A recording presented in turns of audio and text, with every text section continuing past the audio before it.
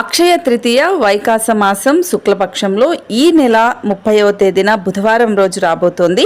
హిందువులందరికీ అక్షయ తృతీయ పండుగ రోజున షాపింగ్కి వెళ్ళి బంగారాన్ని వెండిని కొంటూ ఉంటారు. ఇలా కొనడం వల్ల సంవత్సరం అంతా బాగుంటుంది అని అనుకుంటూ ఉంటారు.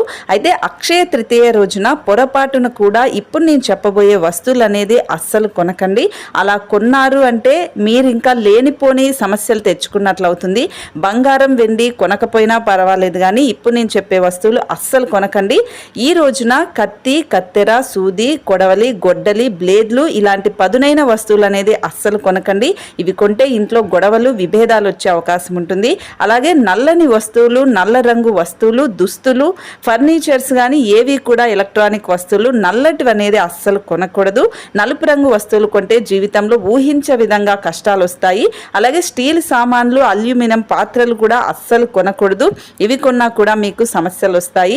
ముళ్ళ మొక్కలు అనేది ఇంటికి అస్సలు తెచ్చుకోకండి. ముళ్ళున్న మొక్కలు తెచ్చుకుంటే మీరు అప్పుల పాలయ్యే అవకాశం ఉంటుంది, కష్టాలు వచ్చే అవకాశం ఉంటుంది అని జ్యోతిష్య శాస్త్రంలో చెప్పబడింది.